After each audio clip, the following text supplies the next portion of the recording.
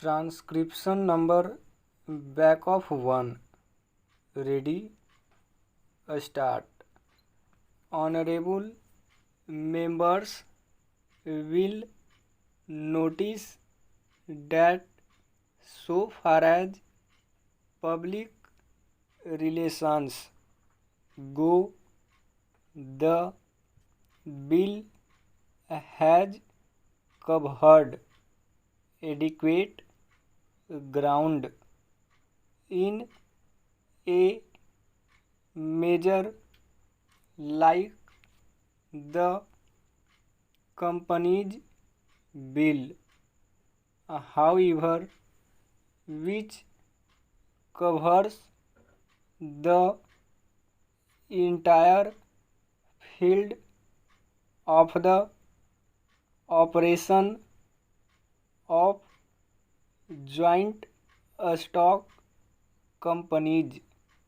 The limits of consultation and discussion can never be exhausted, and I would like to inform honorable members that although the bill was introduced in Parliament over 7 months ago, our officers have been engaged throughout this period in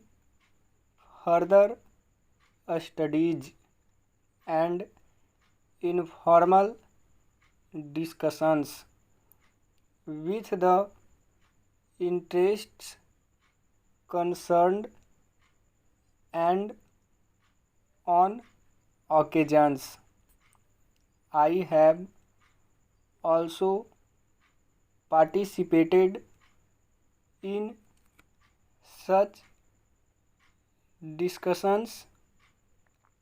I have also given some further thought to some of the issues arising out of the bill, and I propose at the appropriate stage to bring before the select committee any changes in the provisions of the bill which seem to me to be worthy of consideration in the light of this further examination. Now, honorable members would have noticed that the bill contains 6 clauses and 12 schedules. I think it is probably one of the longest legislative measures in recent legislative history, but its size might be regarded as misleading unless I make a few comments. The bill is both one must remember a consolidating and amending measures as mentioned in the statement of objects and reasons.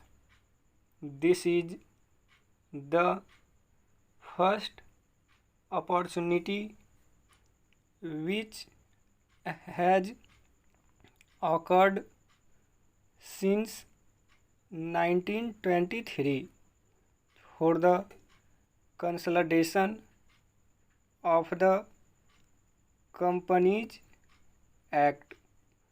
Advantage has been taken of this opportunity to redraft several long and complicated sections in the present Act, which have been split up into a large number of clauses. This is the largest single factor accountable for the increase in the number of clauses in the bill. New clauses embodying substantial changes in the present law would hardly constitute more than a, a small fraction of the bill.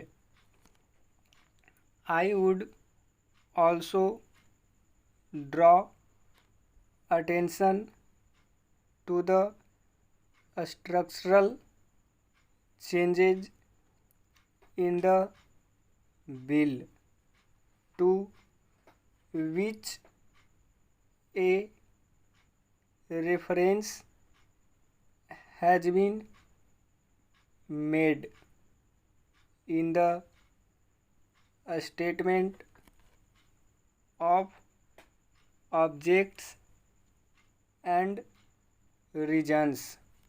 The redraft of the bill and the rearrangement of the existing chapters in the Companies Act in a more logical order have, I think, resulted in a noticeable improvement in the form of the bill, and I hope will facilitate better understanding and appreciation of the scheme. I wish that the Act, which came into effect long ago, was implemented properly. I know that the minister here is very earnest in implementing it, but unfortunately, his colleagues at the state level are disappointing him.